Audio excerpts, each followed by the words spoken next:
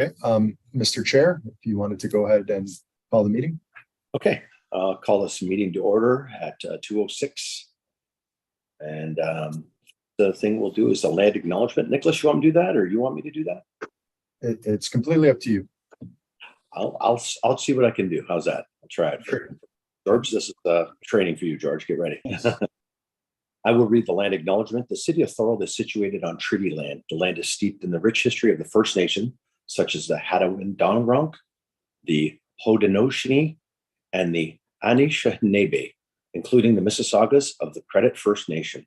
There are many First Nations, Métis, and Inuit people from across Turtle Island that live and work in Niagara today.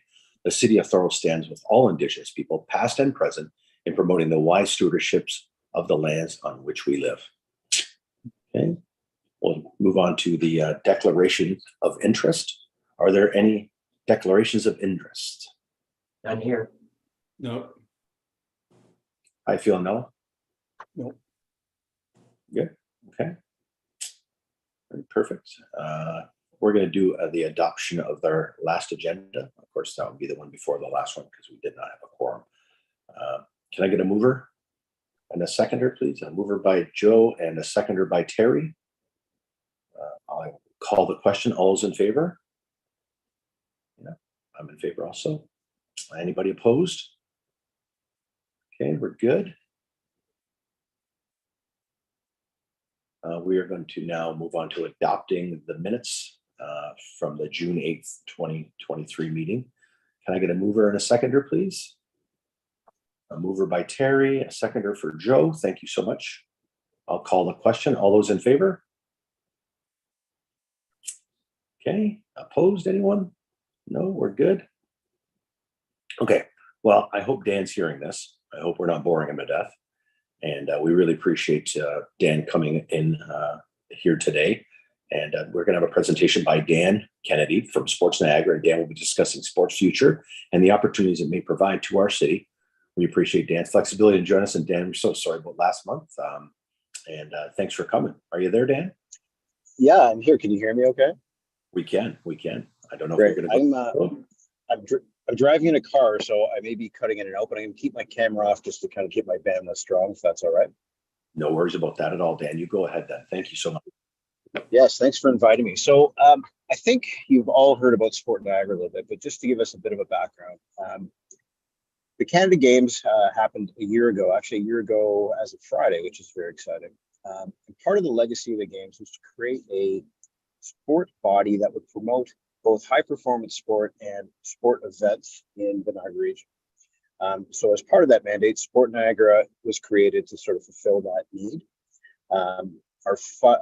The Games obviously had a surplus. I think we've all heard of that now. So that surplus went to the Niagara Community Foundation on behalf of Sport Niagara, and that Sport Niagara will use that money to sort of sustain itself and work to develop programs and move things forward. So two parts. One is that sort of high performance element. So we've partnered with the CSIO, which is the Canadian Sport Institute of Ontario, and they're going to work with us to kind of develop high performance sport in Niagara.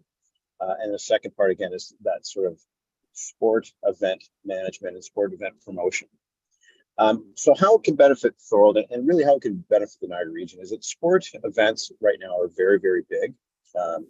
Things like the Super Bowl and large events like that, you can imagine bring in a lot of revenue, secondary revenue and economic benefits to the cities they're in. But even on a smaller scale, all of the small events and camps and things that we could bring to the region as a result of Sport Niagara can really go a long way in sort of benefiting the local communities. So a term I use a lot is sort of the heads of beds. So for every sort of event we bring in, whether it's the participants themselves or the families or those who are buying tickets, it draws attention to that area and brings them down to spend their dollars in their towns. And that's kind of what Sport Niagara is going to work at, is kind of partner with the municipalities and partner with, on the other side, with sort of the events and sort of the sport organizations that are promoting those events to see how we can facilitate them in Niagara. So just so I'm clear, Sport Niagara isn't necessarily a funding body, but we're here to sort of be that connector. It doesn't mean that Sport Niagara wouldn't necessarily fund stuff, but our kind of our mandate really is to sort of be that connector. How do we get these events to Thorold, and how does Thorold sort of benefit from having them in the area? And that's kind of what we do in a nutshell. How it typically works, and there's a lot of different ways, but there are a lot of websites and organizations. So Sport Niagara is what they call a sports commission, and we're part of a Ontario-wide sport commission group.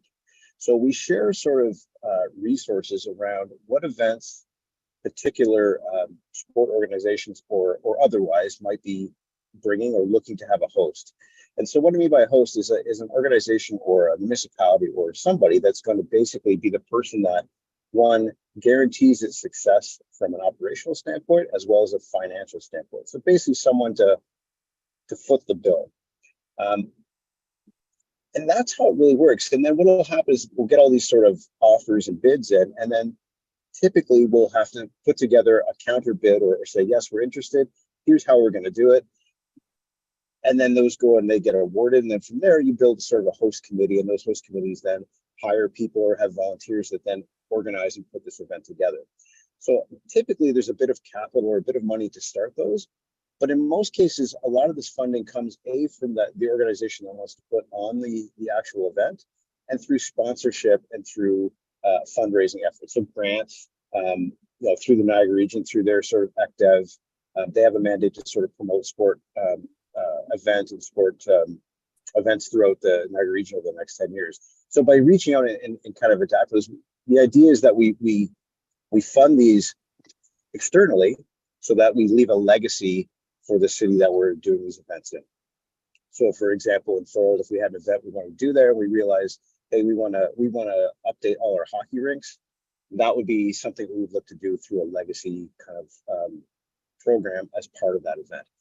And that's really kind of what Sport Niagara is designed to do. We run very lean. There's a staff of me, and everybody else is sort of brought in as a contractor. So we're not necessarily event management, but if you needed us to, we could certainly help you with that. We have the resources from the Canada Games to sort of put together a team that could do that. We also have access to 4,500 volunteers that we had that helped us throughout the games. We're all very willing to sort of to work in their communities and the Niagara region to sort of support these events. For example, Welland, all summer, I've been helping them with volunteers to kind of do all their Flatwater Center events that they've been going on. We've got the World Rowing that's coming next year. We're going to, pull from that pool again to sort of help us get those across the line. And that's kind of what Sport Niagara is designed to do, is to sort of facilitate and be that connector to bring more of those events and promote Niagara as really a destination for sporting events and high performance sport. That's my elevator pitch.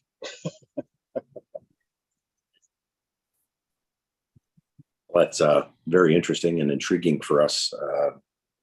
So examples of that could be used here in Thorold. What do you have, you think, Dan? So it's I was talking to Ken a little bit about this. So there are different events, sort of simple ones, like they call it 3x3 basketball. And basically what that is an outdoor basketball event that doesn't require any more than a half court, and it can be done in a parking lot. And what's intriguing about that is that there's lots of those kind of little events that are around that don't require a lot of capital, but can have a lot of bang, and you can kind of tie in events around it that really highlight the sport, but highlight Thorold as, hey, here's a great place to go and see, a really cool event and hang out and kind of see what Thorold has to offer.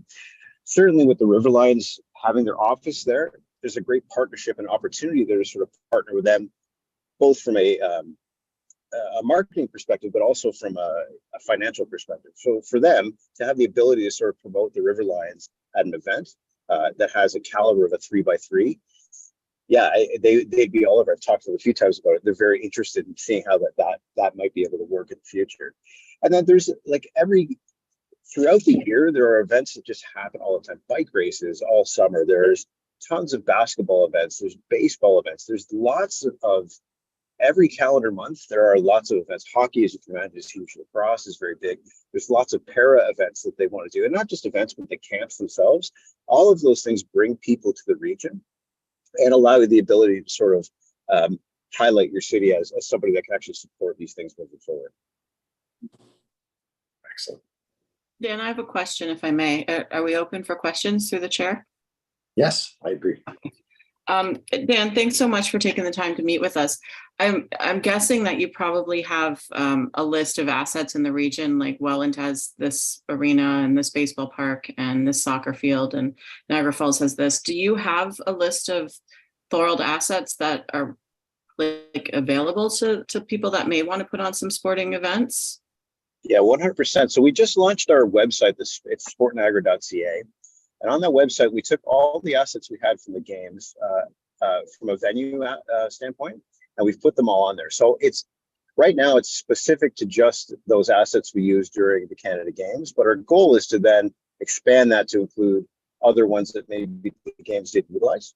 Like I said, we just launched it on Friday. So the next steps now are to kind of meet with each municipality and go, okay, so in Thorold, what are those assets we're trying to promote? Let's get them on our website so that prospective kind of event planners or event promoters can get an idea of what we want to do here or what we can do here, let's say.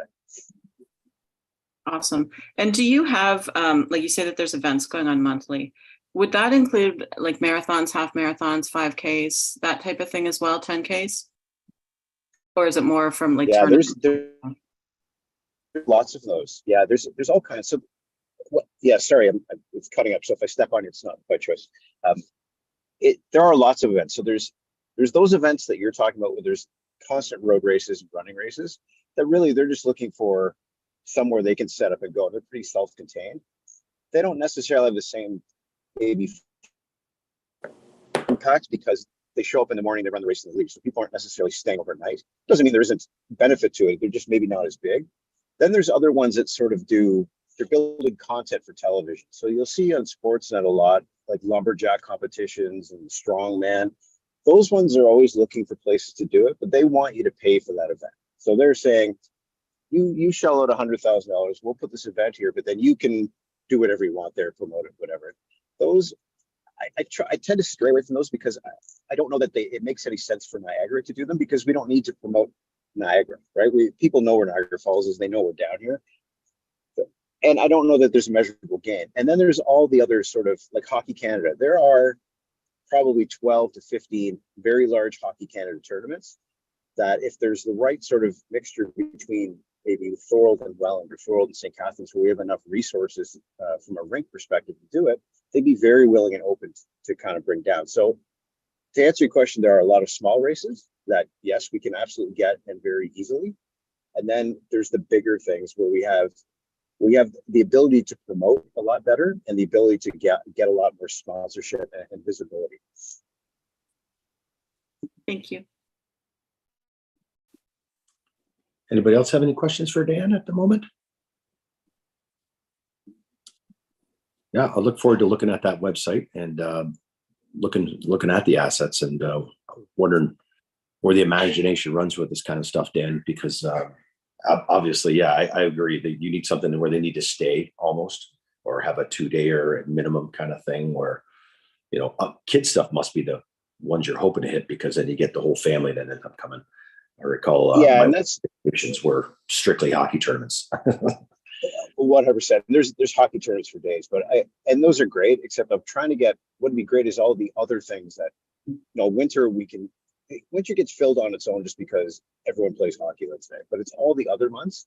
And what are the other events that maybe other people aren't doing that we could actually make Niagara a home? So for example, one last example, I guess, I got a call from the female para hockey team the other day. They want to, in 2030, that Olympics will be the first time the female para hockey team will actually have a team. Like, first time it'll be recognized as a sport in the Olympics. They want to set up shop in Canada Games Park and actually train for the next 6 years and make that their home, driving themselves to the 2030. So when you think about what that could mean from a community standpoint and from a, using that as leverage for all these other events, it's really, really big. And those are the kinds of things we're after. And that's where that high performance sport element really kind of works in our favor for all the other things. So with the hockey training there, all the camps, all the events, all the exhibition games, all those things that would go with that, we would actually get here. We'd have first dibs on them. And when you start thinking about what you could do with all that, it gets actually really exciting.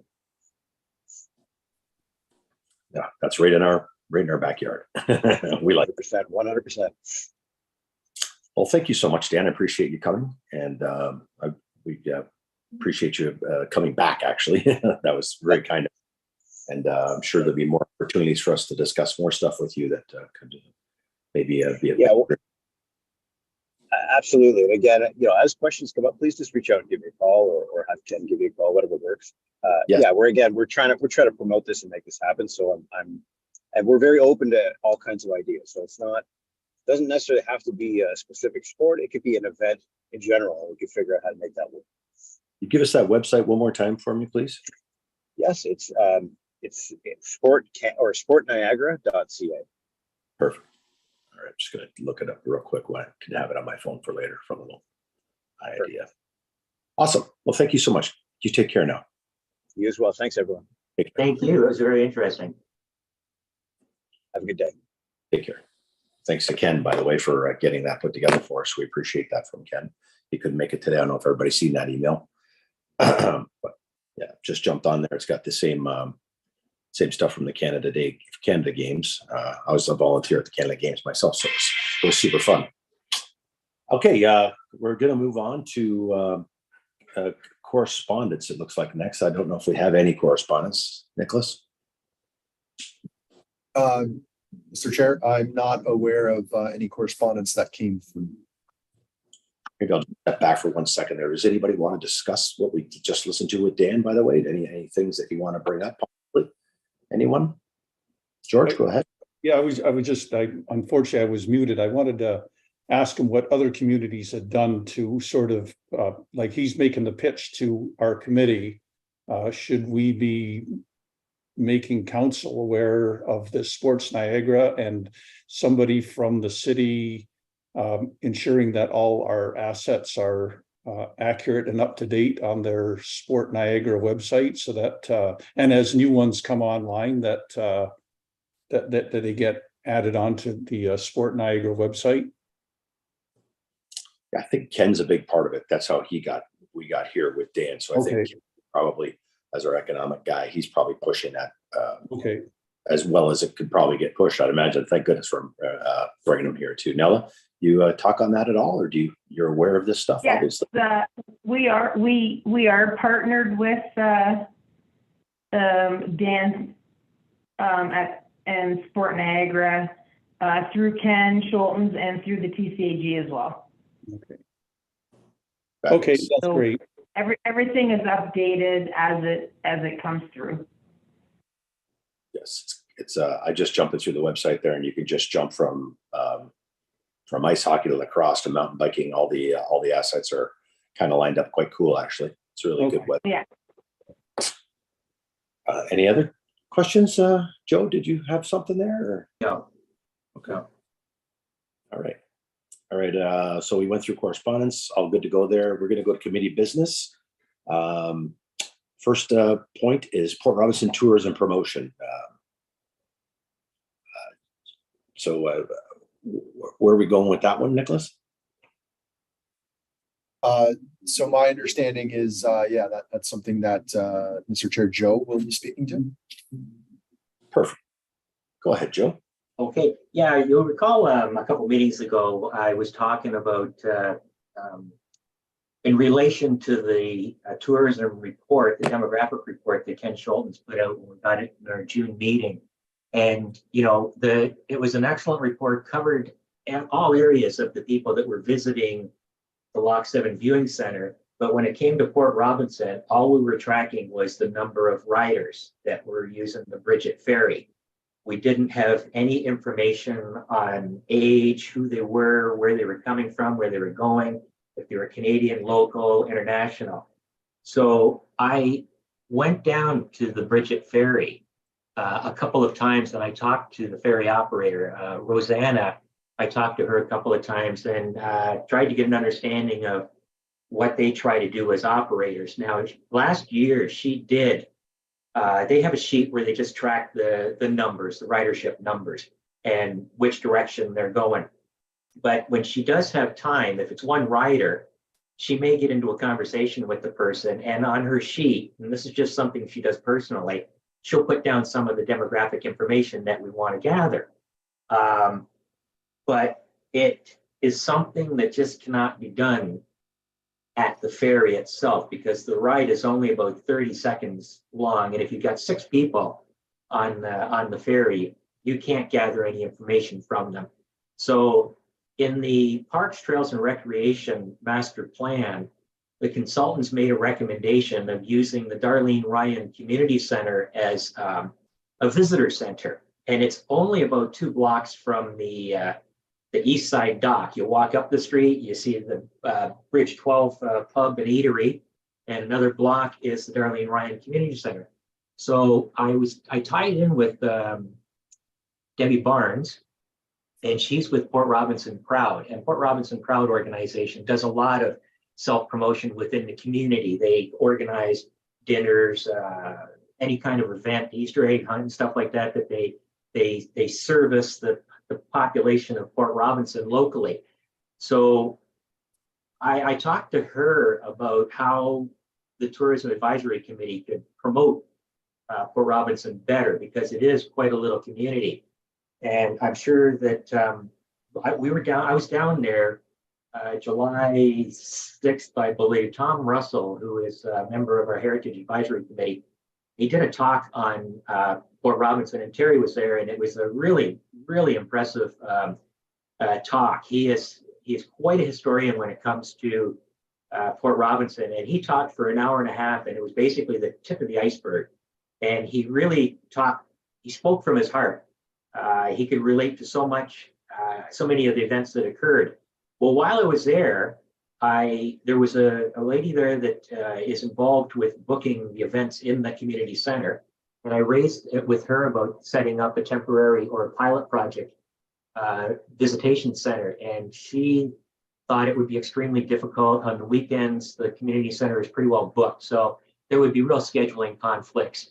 So then I raised this at our tourism or our heritage meeting, and one of our committee members talked about possibly doing a QR code type survey. And this got me thinking that perhaps this could be made available at the West Side ferry dock, that when somebody pulls up to use the ferry operator could just raise the question that we've got a survey, an online survey. You can scan this QR code and you can do the survey anytime and submit it. And then it doesn't take away from the operator's obligations to ferry the passengers. So this, I think, is probably the simplest and most cost-effective way to at least introduce some type of an information gathering format for us to see how we may want to move forward in the future in addressing Port Robinson. The people that come through there, they actually, the Circle Trek has a cross route that goes from Chippewa to the Bridget Ferry. Now, it's not easy to find this map, but lo and behold, it is on the Thorold website, on the city's website, but there's no marking because it's not a trail. It follows roads. And there was a couple that came down to Port Robinson one time this past summer, and they were at the East Side Park, and they were looking for directions on how to get to Lock 7. And Debbie Barnes just happened to meet up with them and told them that they could take the ferry. Well, they got excited that there was this ferry to cross the canal and that they rode up to Lock 7. Now, these people had come from Jellystone Park down south of Montrose Road. So it's interesting that I went down to Chippewa to find where this starting point is, and I couldn't find a marker, but I did on Chippewa Creek Road. I did find one sign on one pole, but it's not easy to follow, but there has to be some better marking for that. But I'm just trying to make the point that, where are these people coming from? And I think we need to really track that. So I don't know if I need a motion on this to say that we need to create this QR survey type initiative. I think this is probably something that Ken Schultens could do himself and just piggyback the report that he's doing for the Lock 7 Viewing Center.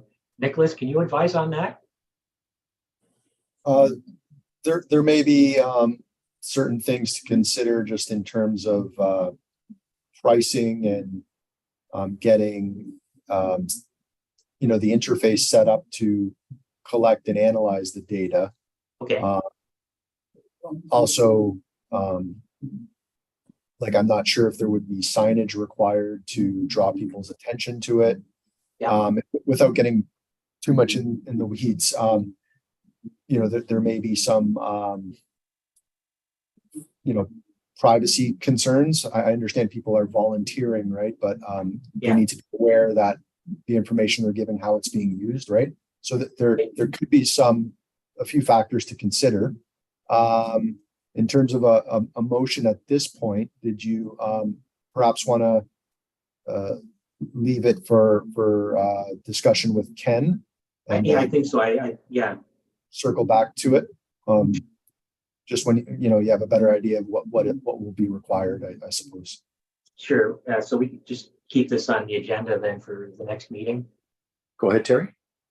Yeah, on Joe's point there, I think he's brought up quite a few excellent points. And I think this year, as a committee, we don't have a lot of data. And the more data that we can gather from everyone that's visiting Thorold, regardless of how they come in, what they're here for, why they're staying, all of that will really help us in the next 3.5 years, give some really good recommendations and make Thorold a real tourist destination. So I'm on all favor for it. And I think that Port Robinson talk, like I've told you, Joe, was amazing. And I think Port Robinson's a hidden gem too. And to be able to capture that data would be nothing but great for our committee and Thorold moving forward, for sure.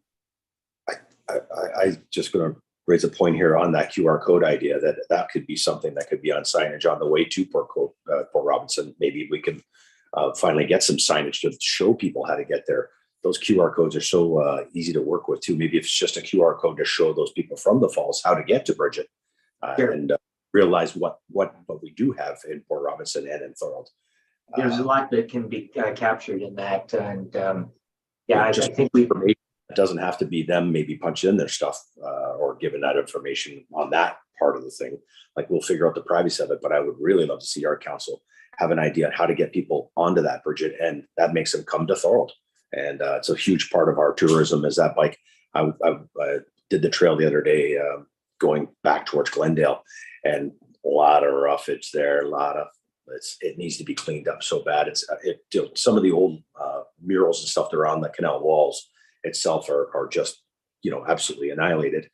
Funny enough, I'm very proud that the vandals did not vandalize all the military stuff and the cadet stuff, and all that stuff's still there and very perfect and vibrant and lovely, but it's got weeds neck high in front of it. So that's one of the things I'd like to see, our city be able to go and clean that up somehow. Or maybe it's the squadron kids that want to go and help out, or I don't know whether it's a volunteer thing or whatever which way, but that does need to be cleaned up too. But I love the idea, Joe, of having that QR code to collect information, but expand it into 3 different ways too, just so we can make people go, oh shoot, there's how I get to Thorold and Bridget, because she's the gem of the scene there for those cyclists and for anybody else who maybe is just driving in on that spot. I don't know if you can drive in that side, can you? Yeah. So anyways, is that something we would put towards council eventually? Maybe we'll talk. Yeah. If I could just respond on one point you made about the building with the murals, that's private property and it's in receivership. Yeah. That's why it's destitute. They can't touch it without being like the city can't go in and do anything without being in violation of trespassing. The right on the edge of the path is where I was, like I could have kicked it over while I was walking. I wasn't going to jump on their property. What I'm seeing is right on our path. So is it the property line that the weeds, they own the weeds? I wonder if any. Well, the city goes in on a 2-week schedule to cut back the weeds, and I saw them there. It would have been about a week and a half ago that they went through. I was there about a week ago. My fiance Don and I walked from Lock 7 all the way to Glendale and back up, which is about a 5K or so. It's a one we like to hustle. And it was, you get around the good bend there, you see the murals on the right. They're decent. They look okay. The military ones with the flying cadets and squadron and all that stuff.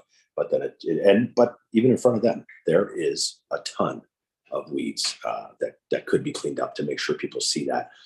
So half the people are coming from one way, but half the people are coming from Glendale, right? They're parking down, they're riding their way up and taking that big hill on, and they're seeing that as soon as they drive into our city. It's like, oh boy.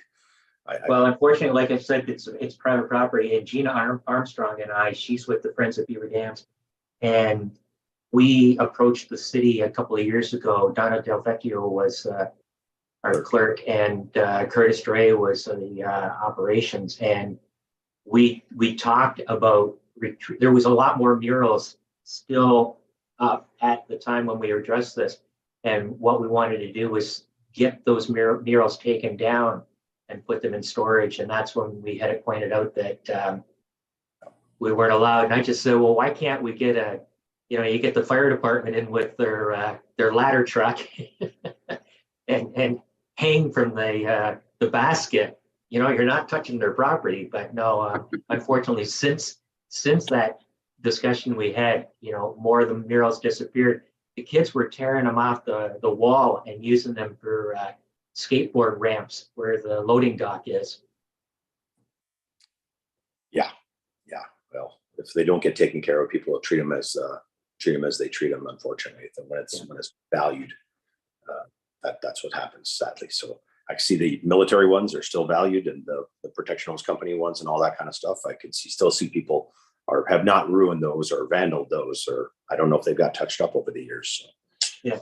See, one of the other problems with the murals, and Welland had a problem too. Sue Moran was involved in Welland doing murals, and both cities, Thorold and Welland, both put up all these beautiful murals, but they had no maintenance program that lined up how to address any issues after, and there was no money for it. And Welland lost a lot of murals. Thorold, we lost a lot of murals. So it's a lot more comprehensive than just putting up a mural and saying people can drive by and watch it. It has to be maintained. Yeah, it has to be taken care of. That's for sure. I don't know how that program gets started, whether it's through the Heritage Committee or through the tourism or a group effort by them, but something has to be addressed. It was Dale Robinson. Yeah. And got a lot of people on board and volunteered. They raised a lot of money for that. And they got donations and sponsors. There's sponsors wall. So those people all donated money too, so that the artist was paid for creating the murals. They were beautiful for a while. Okay. Joe, you're good with your Darlene Bridget stuff? Okay. We're going to move on to our historic downtown mural. Actually, Mr. Chair, if I could, the next one is it's still Bridget, but it's a different proposal. Yeah, go ahead. This is also something a recommendation that the consultants put in the Parks, Trails, and Recreation Master Plan, and it has to deal with the cycling trail.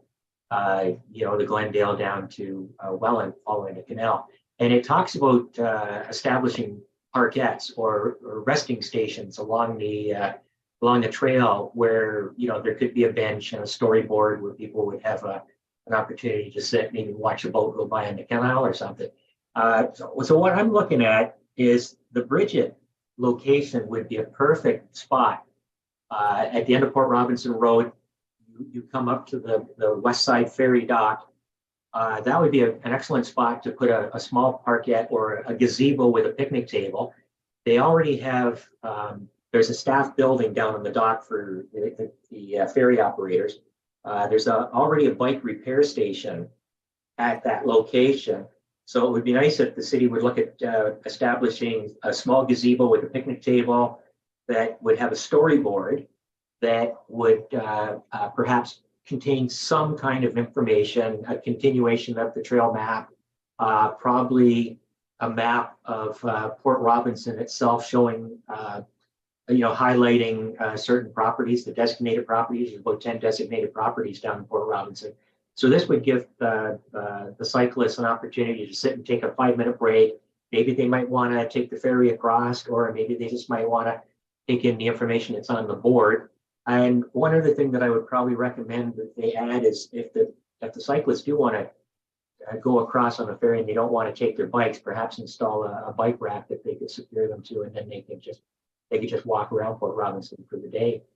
So this one, I believe this would be a motion that would be a recommendation that perhaps council direct staff to look into the feasibility of establishing a parkette at the Bridget West Ferry dock.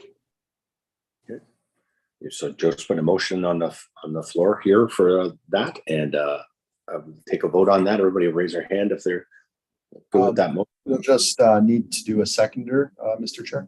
Yeah, so I'll second that, and then we'll put a vote to that. I Okay, think we're all hanging in good. Nellie, you good with that? Good with that. Okay, cheers. Thank you. So we'll get Ken to write that up, I guess. Nick, how would that go?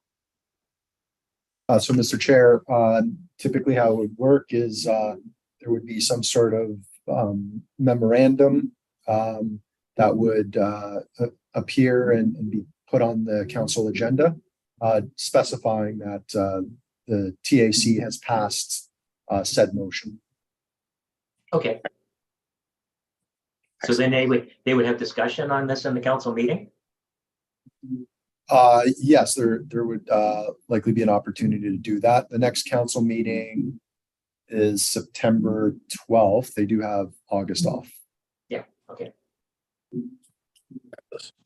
One question, would we have an opportunity to review that motion to make sure it contains everything? Joe mentioned about a parkette, a gazebo, picnic table, storyboard,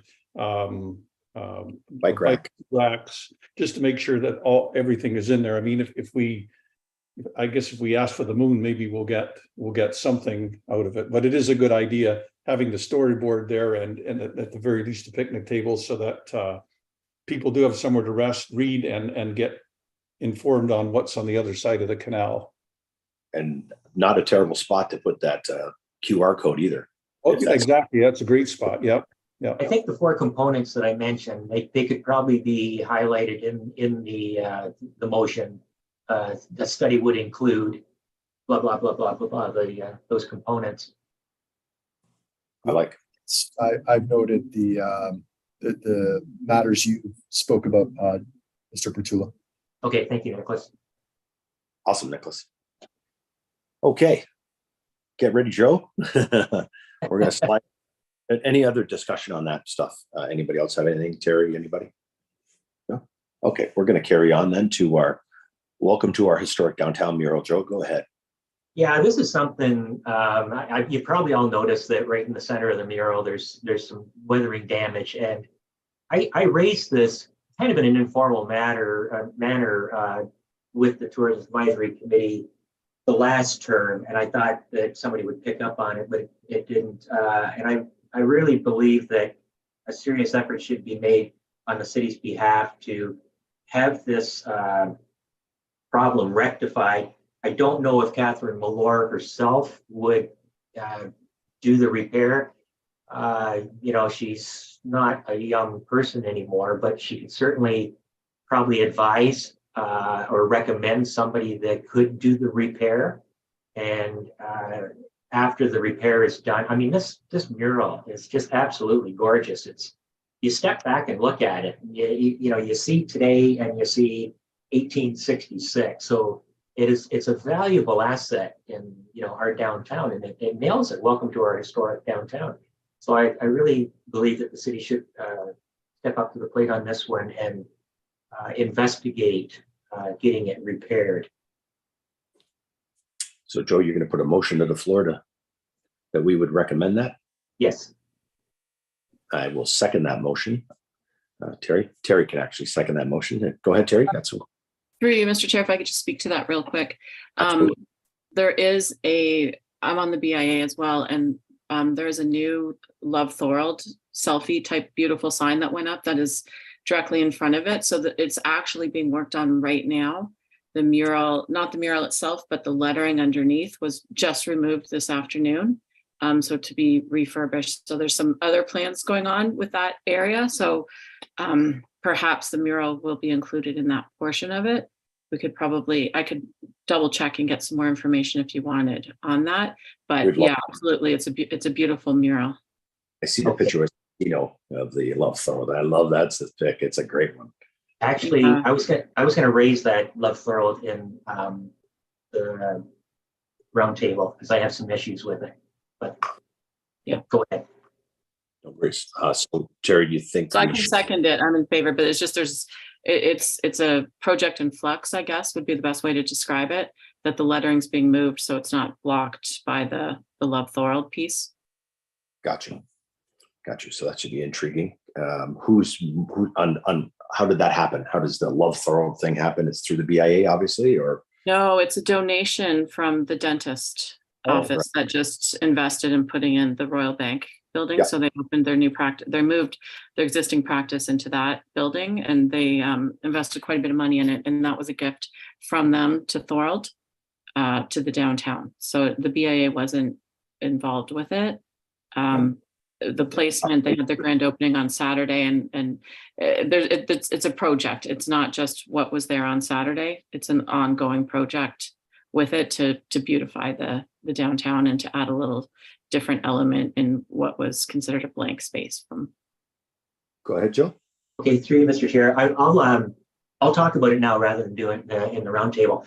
That's But what I feel is the Tourism Advisory Committee and Heritage Thorold should have been consulted for input on the project, because under our mandates, the downtown is very important to us, and what gets done, what initiatives are set out. And one of the things I was going to raise was the location of it severely interferes with the visibility of the mural. If you stand to the right of that Love Thorold sign, a person could not take a picture of the mural without that Love Thorold sign being in place. And I think if our committees had been consulted in the first place, we may have recognized some of the problems that it has caused, and we probably could have prevented by making recommendations on how it could properly fit in. The concept, there's nothing wrong with it. I'm not in opposition to that.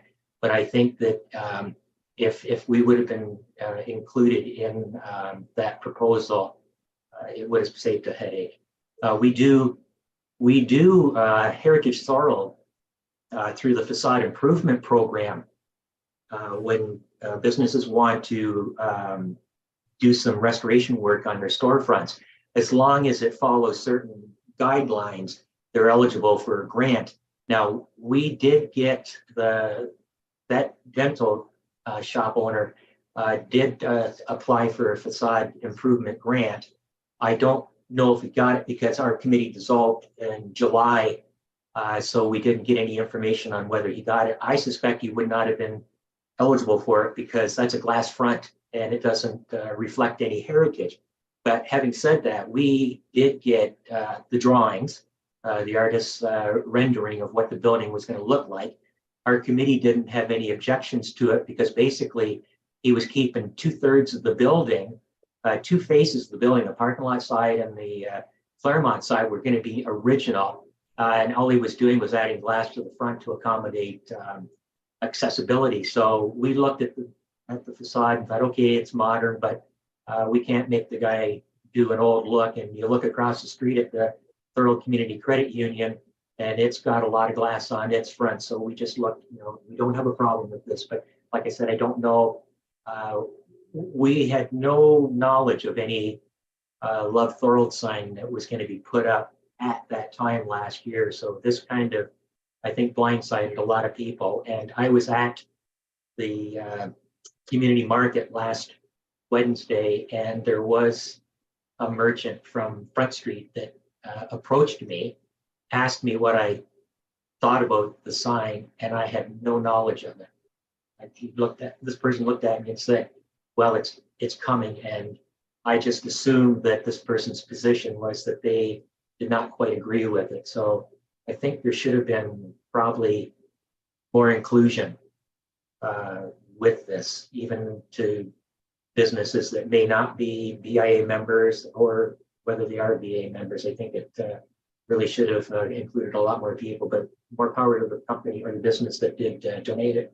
It's a generous gesture. Just wondered how I think there's a lot of overlap in our committees that we can all work together. Yeah. A lot better because we see the same faces, right? So I totally agree, Joe. Yeah, I just wonder how we chose to place it there. Go ahead, Nella. Sorry. Hello? Hello? Can I Go say ahead. something? Yeah, of course. I think the sign, and nobody knew about it, the Love Thorold sign was a gift from the Smiley Dental owners. Yeah. And yeah, so I don't think anyone was aware of it. That was their gift back to the community. So I'm not sure how that sort of transpired. But at the grand opening on Saturday, it was unveiled, and I know the mayor and none of council or anyone knew either that sign was there. So it was a gift from the Lee family. That's the information that we were told on Saturday. Go ahead, Joe.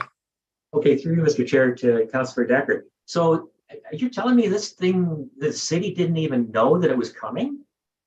I don't think so. I mean, I can get more information and get back to everyone, but I know that at the grand opening, that was their gift back to the city. So I'm not sure if it went through the BIA or not.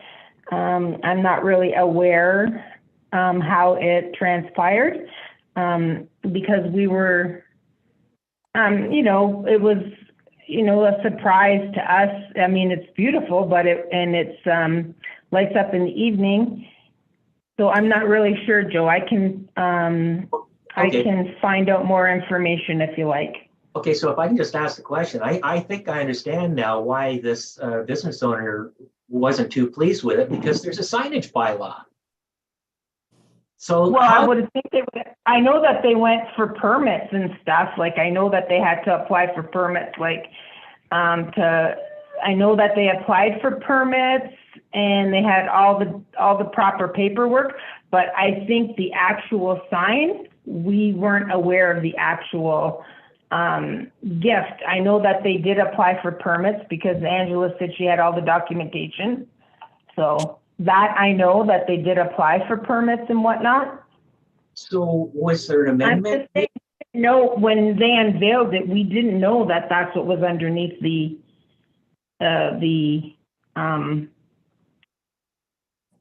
tarp was the Right. sign. Because there's been businesses over the years that have put up signs, and one of them in particular, I remember way back, was the CIBC Bank. They put a sign up that projected perpendicularly from the facade of the building, so it was hanging over the sidewalk, and they were forced to remove it. And then they put that flat sign up. There was another bar, used to be the Peninsula, around the area where Michael Skridich built his last building. And they put a sign that, it was a circular sign that stuck out perpendicularly, and it was promoting a beer, and they had to take it down. I know that they got the proper permits. I can find out more details about how it all transpired. Because this opens up a can of worms, because what stops any business from putting up a neon sign in front of their building? There's got to be some questions. Not really. Not if the permits and everything were in order. Yeah, but permits aren't the bylaw. Permits are like probably electrical and anything like that they got to apply for. But yeah, I don't have all the details. I understand. I was surprised to see the sign, so I'd be glad to further investigate it to see how it all came about. See, if they had to amend a signage bylaw, that would have to go through council. I'm not sure, Joe. Yeah. Okay, this is interesting. There's a bit of information that needs to be found out. And sorry, I'm just wondering how they think that would be good to put in front of that mural too, by the way. I think if we're going to do something, we should spread the love around the street a little bit more, or take it to the top or somewhere, because we don't want to take that mural's luster away. We want to fix the mural. We want that to be a permanent part of our downtown too. And who My okayed moving understanding letters? is Terry? the mural was getting repaired. Yeah, Terry mentioned that they were moving letters off the mural today. Mhm. Yeah, who okayed that? How does that go about? Is what I'm wondering. How these things happen like that? I'm just curious. Like, I'm not Yeah, sure. I'll get back to you.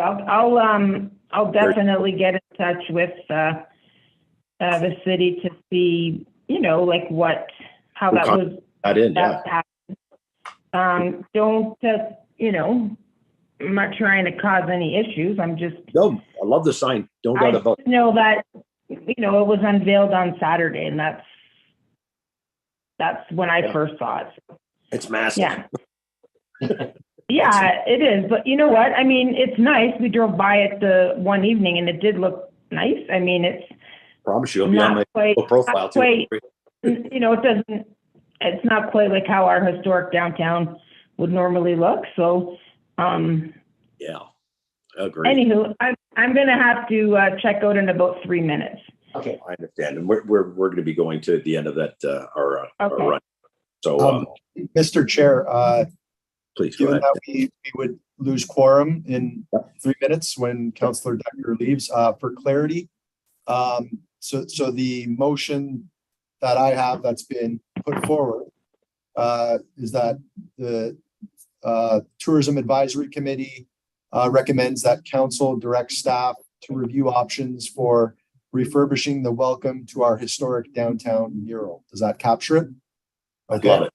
I Yes. believe a vote will have to be called on it at this point. Let's go. Yeah. So Terry seconded that motion, and we're going to put it to a vote right now while we can. Okay. Fabulous. good. And if it's already in process, then we've got ourselves covered with the motion then. Yeah, we want to make sure it's getting covered, and we want. I'm interested in Nella's opportunity here to check out who contracted these people to touch the sign, and are they going to fix the sign? Because maybe it's happening. So maybe it's going to wrap it itself up like that for us. But yeah, I don't think that we want the Love Thorold sign right underneath the mural. It's not a. I don't love that idea personally, but that's just me as a person. I know that the histrionics of our city are. We don't take that as a joke. So, okay. So roundtable starts now. Put your hand up if you've got. Sorry, Mr. Yeah. Chair, also to clarify, once Councillor Decker leaves, that because quorum we'd lose quorum at that point, there could be no committee business that would take place. Right. In other words, I would have to end the meeting and end the live stream. I understand. I Okay. had So my say. yeah, no worries. I'm okay with that. Hey, you guys okay with cashing out the meeting now? Then we're going to we will probably, because Nella's going to be gone any second now, and it has been an hour. So great time talking. I will quickly just mention once more that I am going to be stepping down as chair of the committee. George, the vice chair, has been kind enough to say he would step up, and then we'll be voting next month's meeting, September 14th at 2:00 on a new vice chair. Excellent. And thank you guys for coming today. And I'm glad we had a quorum today. And just Thanks, the next meeting, would be just for information purposes, very quickly. I have Thursday, September 14th. correct, 2 p.m. Okay, and if you wanted to officially adjourn the meeting, Mr. Chair? It is adjourned. Thank you so much, Nick, for your time, and everybody for your time too. You too, Tessa. Cheers, eh? Take care, Thank you. everybody. Thanks, Bye-bye. everybody.